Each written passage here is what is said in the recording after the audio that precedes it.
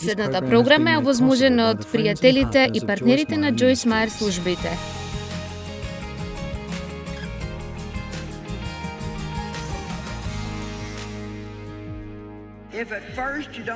Ако не успеете од прв пат, вие сте нормални.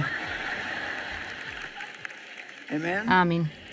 Сите ќе излезете од овде чувствувајќи се подобро за себе си, отколку кога дојдовте овде. Колкумина од вас дојдовте овде вечерва чувствувајќи се виновни за нешто?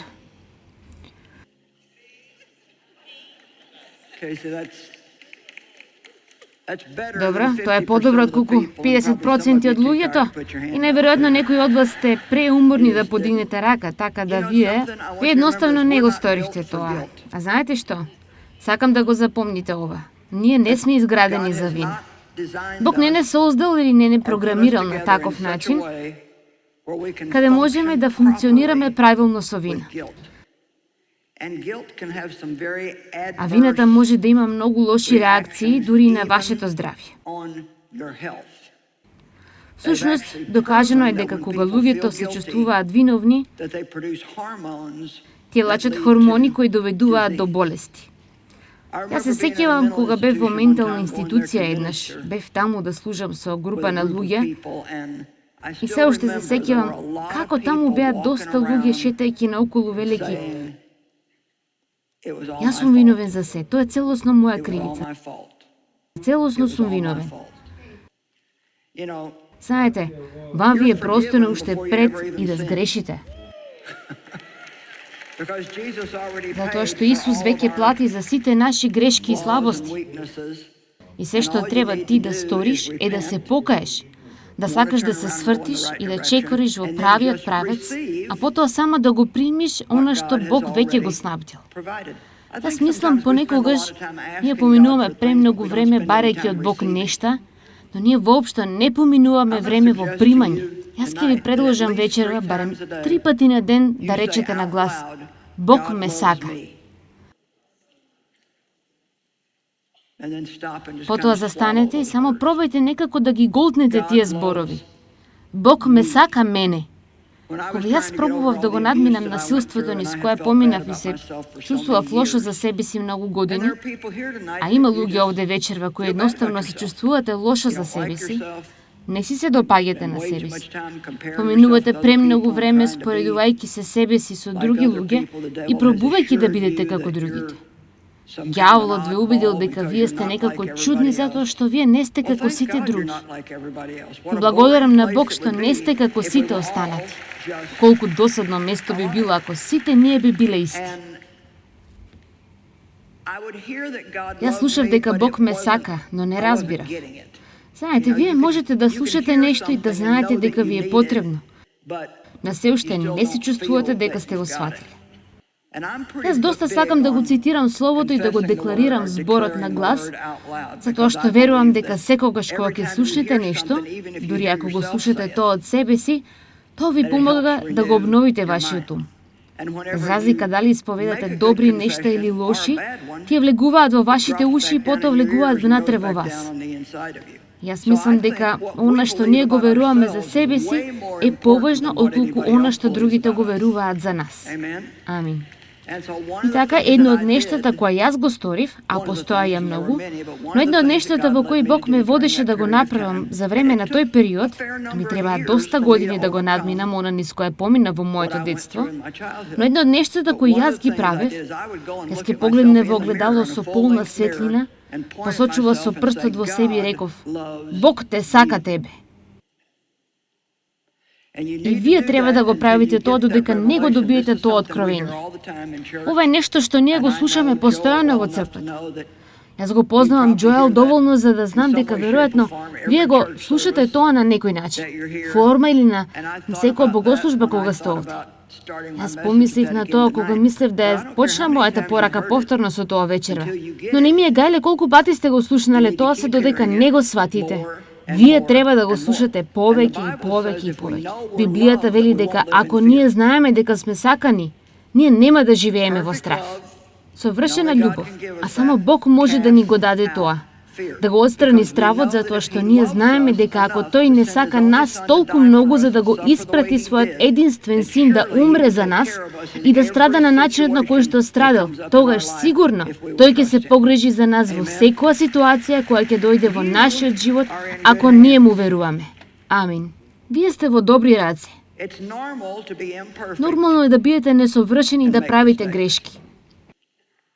Сега, Матеј глава 22 стих 36 до 39 вели: Учителе, која е најголемата заповед во законот? Исус одговорил: Возлюби го Господа својот Бог со сето свое срце, со сета своја душа и со сиот свој разум. Ова е прва и најголема заповед. А втората е слична на неа. Возлюби го својот ближен како себе си. Така, јас верувам дека љубовта која Бог ја има за нас и ни ја дава е створена да биде циклус во нашиот живот за кој работиме со Бог да го комплетираме. Бог не сака. Ние ја примаме таа љубов која всушност љубов спрема себе си на балансиран начин. Да, јас реков дека треба да се сакате себе си на балансиран начин. Да, јас реков дека вие треба да се сакате себе си. Гледате, ние некако мислиме дека можеби нешто не е во ред со тоа. Тоа е како, па јас не знам. Јас не реков, бидете заљубени во себе си. Јас реков, сакајте се себе си. Ако Бог може да не љуби нас, тогаш сигурно ние можеме да се сакаме с нас. Еднаш отидов напред во црквата со една другарка, тоа беше порано во мојот живот со Бог за да се молат за мене. И пасторот ја праша, зашто сака да се моли, а таа рече, јас се мразам себе си. Тој изреагира чудно, се оддалече, ги стави рацете на колковите и рече, која мислиш дека си ти? Откако Бог го испрати неговиот син да страда и да умре за тебе на начинот како што се случи тоа, и тој сакајќи те тебе толку многу безусловно, која се ти да се мразиш себе си? И така, ако навистина погледнеме на тој начин, видите, ние забораваме понекогаш што Бог направи за нас во Христос. Јас мислев всушност, јас размислува за тоа за време на славењето. Јас ќе направам серијал наречен "Што значи да бидеш наново роден?" Знам многу луѓе кои неверојатно ќе си помислат, па мене не ми е потребно тоа, јас сум веќе новороден. Јас мислам дека повеќето луѓе дури кои се новородени, навистина не знаат што поседуваат. Јас мислам дека ние би имале многу повеќе победа во нашите животи, ако навистина разбереме што значи да го имаш Бог кој живее во тебе. Тој да биде твој партнер во животот. И навистина да веруваме во некои од нештата за кои пеевме вечерва, дека таа иста сила која го подига него од мртвите пребива и во тебе. Видете, да бидеме искрени, овие се нештата за кои треба да размислуваме, а не за се што не е во ред со нас постојано. Вие треба да бидете загрижени дека ако има нешто во вас што треба да биде променето, Бог ќе ви покаже. Но неговото пресведочување никогаш не треба да стане осуда. Ако Бог те пресведочи и ти почнеш само да се чувствуваш виновно за тоа, ти не можеш да го надминеш тоа. Бог никогаш нема да те пресведочи за нешто погрешно, ако тој не е спремен да ти помогне да го надминеш тоа. Амин. Колкумина од вас го правите тоа? Се чувствувате осудени за нешто, слушнете проповед или прочитате нешто и вие сте како, да, потоа вие едноставно се заминувате чувствувајќи се виновни. И така не примате корекција. Примање на корекција е само да речете, знаеш Господи, ти си во право. И знаете, корекцијата е само правец, тоа не е отфрлање. Запомнете го тоа. Поправката не е отфрлање, туку правец. Подобро да му заблагодариме на Бог што не сака доволно за да ни покаже што не е во ред со нас.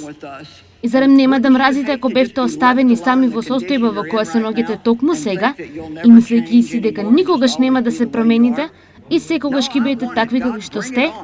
Не, јас го сакам тоа. Боже, покажи ми, пресведочи ме, покажи ми што не е во ред со мојот живот. Знаете зошто? Јас знам дека навистина Бог ме сака. Порано не мислев така и си мислев, луѓе, уште една работа што не е во ред со Џојс. Но тогаш конечно јас научив дека тоа е навистина Бог, покажувајќи ни дека тој не сака. Амин. Ајде, можете да изгледате малку посреќни отколку што сте. Забележавте, вели, љуби го твојот ближен како себе си. А вие не можете да сакате некој друг ако не се сакате себе си. Не би требаше толку долго време да го научам тоа. Одев на црква, ги слушав сите тие пораки за чекорење во љубов и се обидував толку напорно да ги сакам другите.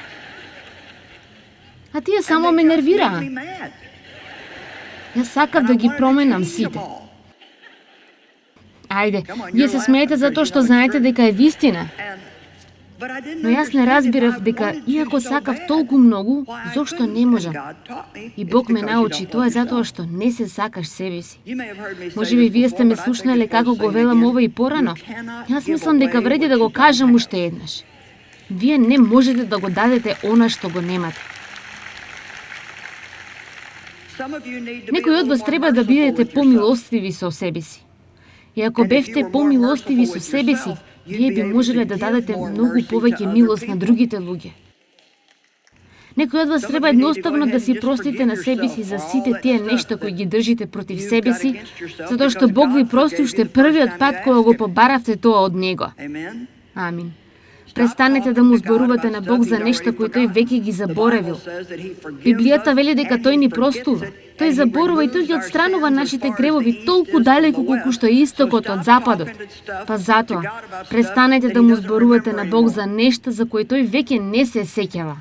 Ајде. Некој вечерва треба да биде ослободен. Бог ја демонстрира. Римјани 5:8. Бог ја демонстрира неговата собствена љубов за нас, со тоа што уште додека бевме грешни, Христос умре за нас. Само замислете си, кога вие сте биле во некој бар, дружејќи се со сите погрешни луѓе, правејќи ги сите погрешни нешта, и дел од секакви неморали, кои воопшто не би било гајле за Бог, Исус умре за вас. Тоа е безусловна љубов. Тој не сака нас затоа што ние сме вредни за сакање. Тој не љуби затоа што тој е љубов и љубовта мора да се даде себе си. Не може да прави ништо друго. Љубовта мора да се сподели. Има други навистина прекрасни стихови во Библијата за љубов, а тоа нешто што јас ви препорачувам да го проучите. Јас сакам да ви прочитам 2 стиха од Псалм 139. Зашто ти ја создаде мојата внатрешност, ти ме оформи во мајчината ми утроба. Јас те прославувам. Ова е Давид. Јас те прославувам затоа што сум чудесно и прекрасно создаден. Твоите дела се прекрасни, а душата мојата добро го знае.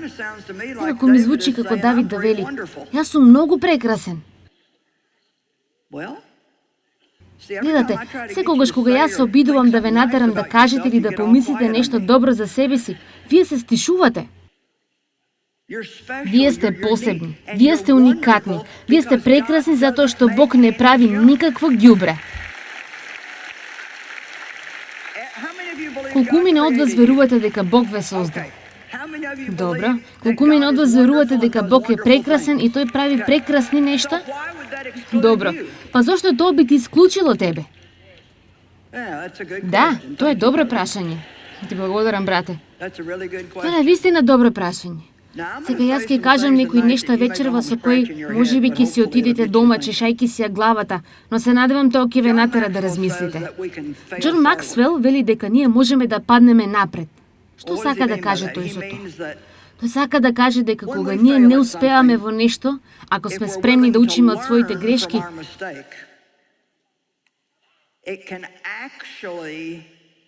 тоа всушност може да ни помогне подоцна по патот во нашиот живот и во нашето чекорање со Бог. Но сега, слушајте го ова. Се додека се чувствувате виновни за неуспехот или грешката, вие не можете да научите ништо од тоа, па затоа ќе продолжите да го правите тоа повторно и повторно. Ќе го кажам ово уште еднаш, затоа што можам да почувствувам дека сакате да го сторам тоа. Добро. Ајде само да кажем, нема да го сторам ова утре, но ајде само да кажеме, вие доаѓате утре и јас поучувам возбудлива порака за устата. И сите овде се пресведочени. Вие се одлучувате. Тоа е, готово. Јас ќе бидам внимателен со моите зборови. Го слушнав тоа Господи. Да и амин. Но се одите дом и едноставно се чувствувате на вистина виновни за сите нешта кои сте ги кажале и начинот на кој што сте зборувале со луѓето.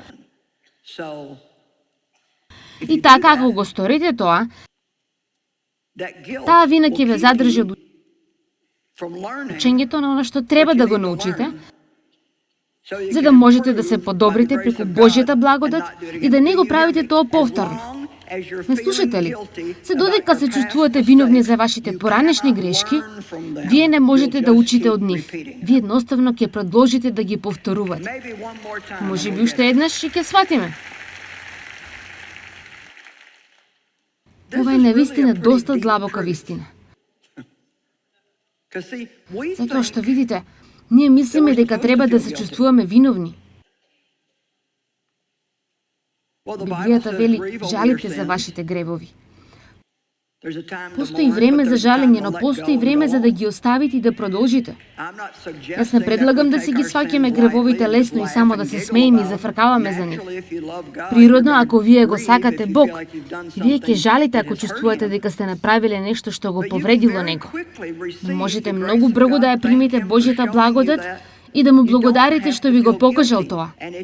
Не е потребно да се чувствувате виновни. Ако се чувствувате така, се додека се чувствувате виновни за вашите грешки, никогаш нема да научите било што од нив и само ќе продолжувате да ги повторувате и да ги правите повторно и повторно.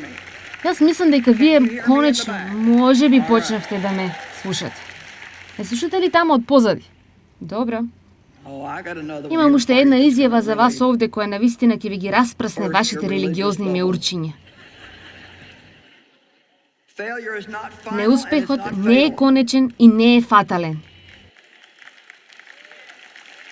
Не се работи за тоа како почнувате, туку како завршувате. Ќе направи разлика во животот. Неуспехот е дел од човечките услови. Ако правите грешки, вие сте нормални. Гледате, јас имав вистински проблем со моите слабости затоа што мојата мајка на некој начин беше со слаба природа. Таа беше плашлива и таа се плашеше од татко ми. Таа знаеше дека тој сексуално ме злоупотребуваше, но таа не направи ништо за да ме заштити. И така, за среќа, јас никогаш не ја презирав мајка. Изгледаше како да имам некакво разбирање за тоа дека таа не можеше да помогне. Но јас мразев слабости. И јас решив дека јас никогаш нема да бидам таква. Дека ќе бидам силна. И ќе застанам против нештата. И така, кога јас го почнав моето чекорање со Бог и тој почна да ми покажува нешта кои јас требаше да му ги предадам нему и да му дозволам да ми помогне да ги надминам. Верувајте, од она ништо се поминав како дете. Јас бев една жена со многу проблеми. Мене ми беше потребна цела можна помош. Но, јас не можев да си дозволам да не успеам, или ако пробав нешто, а тоа не оди, или ако било очигледно дека јас сум верувала дека Бог ми рекол нешто, а на крај испаднало дека тоа не е Бог. Јас не знаев како да не бидам во право. Јас не знаев како да правам грешки. Се сеќавам кога Бог ми рече, а можеби ќе си помислите дека ова звучи чудно, но затоа што јас така мислев, но тој рече: Джојс, дозволено ти е да имаш слабости. Сега видите, прво ќе си помислите, чекај малку сега, не треба да имаш. Ако им го кажеш тоа на луѓето, тие ќе си мислат дека можат да имаат неуредни животи. Не, еве е работата. Ако ти го сакаш Бог, никој не може да те убеди да грешиш намерно. Така, јас можам да застанам овде и да ви дадам некаква слобода која ќе ви помогне да бидете личноста која сакате да бидете. И ви велам дека вие нема да живеете од сега па се до крајот на вашиот живот без никогаш да сгрешите. Извинете.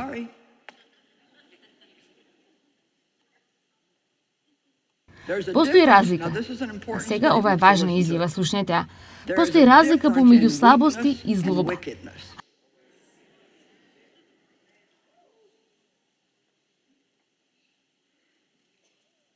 Ако имате злобно срце, ти и Бог ќе имате проблем.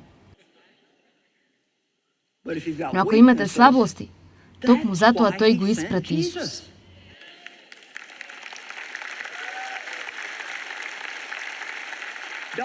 Зар не разбираме дека ако ние немавме слабости, ако можевме да направиме се и ако бевме силни во секоја област, нам немаше да ни биде потребен Исус.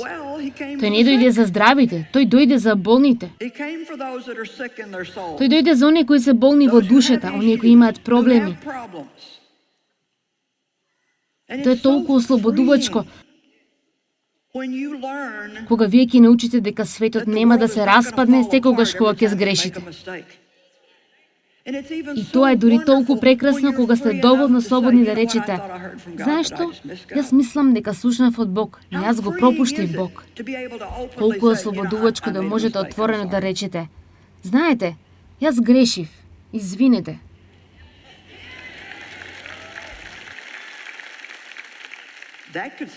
Тоа може да спаси некои бракови, ако вие дозволите. Дали знаете колку се прекрасни тие збор? Наместо двајца да се караат и расправаат и караат секој ден, обидувајќи се да докаже дека е во право. Мојот најстар син Давид беше таков. Многу. Тој рече нешто пред неколку години што јас го повторувам понекогаш, што рече: знаеш што? Да се биде во право е високо преценето нешто. Нема да добиете од тоа толку многу колку што мислите дека ќе добиете. Така едноставно ќе речете: јас не бев во право, извини. Вие се уште не примате толку многу, но...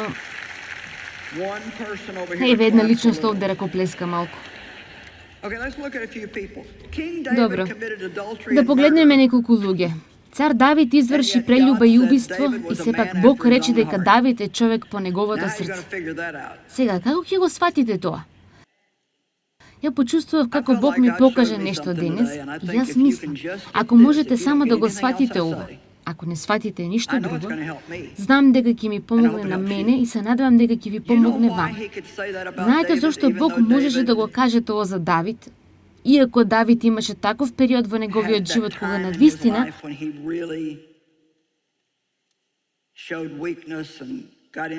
покажа слабост и падна во прелюба, а потоа обидувајќи се да го прикрие тоа, тој уреди да биде убиен мажот на Версавеја и лажеше за тоа.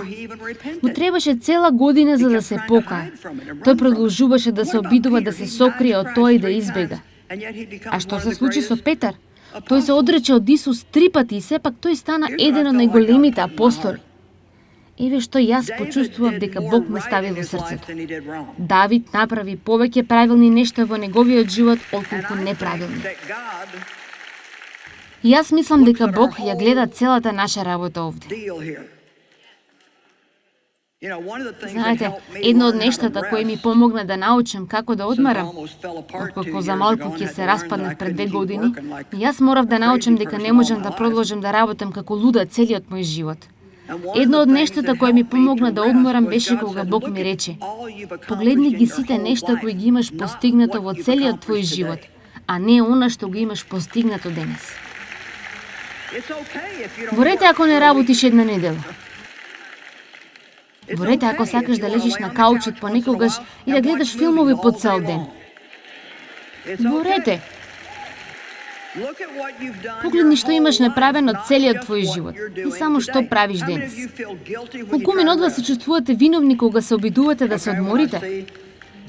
Добро, кога гледам бинго, вие треба да бидете едноставно ослободени.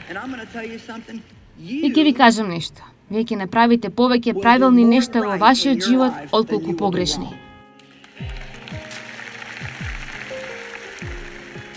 Вреди да се повтори уште еднаш. Ние не можеме да дадеме нешто што самите не го поседуваме. Ако ние ја разбираме и ја примаме Божјата љубов, неговата целосна љубов за нас, ние ќе можеме да ја даваме на другите многу полесно.